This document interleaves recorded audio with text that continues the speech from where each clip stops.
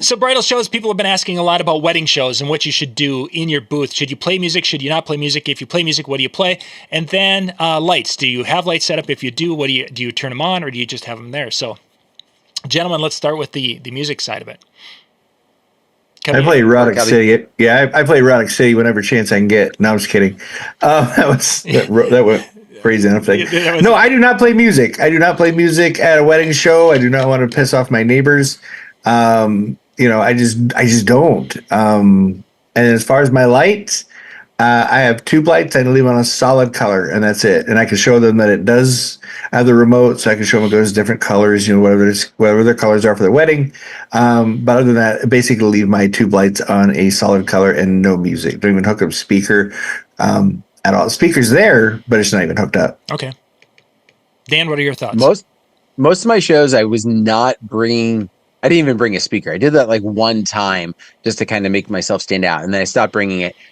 Majority of the shows that I've done, they're too noisy to run an actual speaker unless I put it at a volume, which would just add to that noise. So I was going to say, no, I don't do it. But then there is one show that I've done where I just took a little Bose S1, stuck it in my rolling booth, and just had it low, just playing just some cocktail music, some variety of stuff that mid-tempo that was going to kind of add some energy.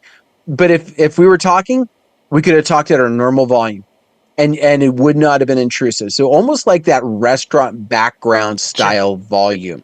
And it just kind of was there. And so like when I was talking, great, and when it ended, no big deal. Nobody really was like having to talk over it.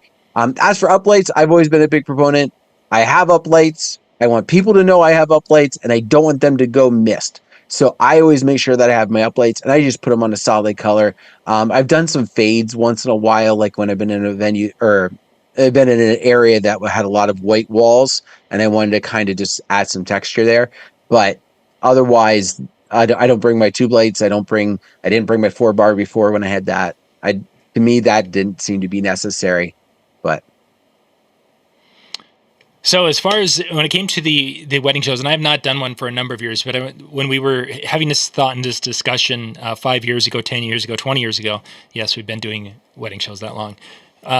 It was always about, if I play something, I could do kind of a background cocktail, as what Dan was saying, but then you might have somebody come up and say, gosh, they're just playing boring music.